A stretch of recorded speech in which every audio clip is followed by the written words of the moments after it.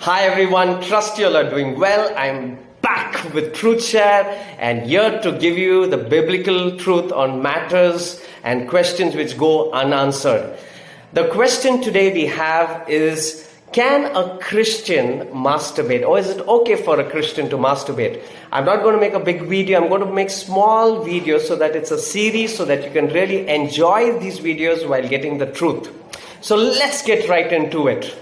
So let's ask the question, what is masturbation? So masturbation in simple terms is the deliberate stimulation of the genital organs in order to derive sexual pleasure. So if you use your hands, if you use toys, or if you use any objects to stimulate your genital organs to get sexual pleasure, that's called masturbation. Let's first look at it from a scientific point of view. Now, masturbation very clearly is connected with the body's reward system, and which means also it's connected to the dopamine system, and this is dangerous because it can get highly addictive in nature. The problem here is the more you indulge yourself with masturbation, because you can do it anytime you want, the more loss of interest, because the more you increase the dopamine level, it falls down. Then you have to go to higher forms of depravity to get the same level. And this can be very damaging. Now, according to psychologytoday.com, anhedonia, which is one of the main symptoms of major depressive disorder, which is MDD. Because when a person gets constantly into masturbation and pornography and things like this, they're trying to heighten the dopamine level, but it comes down, and then to go back to the same level, they have to go back again and do things which is highly, depraved, messed up. And so hence, this is a vicious cycle which they get trapped and then they get depressed. Now, many people say that there are not many verses on masturbation, but you're wrong. There is a hint of it in Leviticus 15:1, which talks about discharge and uncleanliness.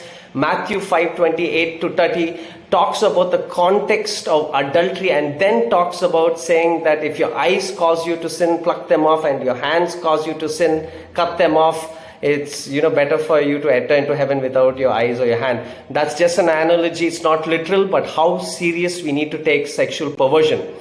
From a biblical point of view, masturbation falls short of God's design, and this is the key. Because when the Bible talks about sex, it speaks of a union between a man and a woman.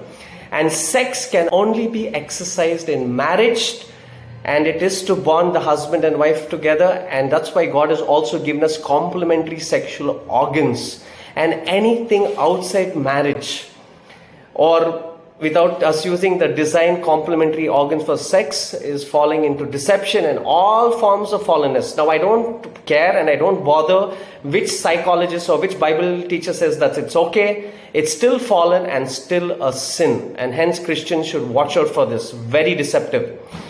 Hence, understanding the purpose of sex is key to understand the fallenness of masturbation. If you realize the importance of sex or the purpose God made sex, then masturbation is very easy to debunk.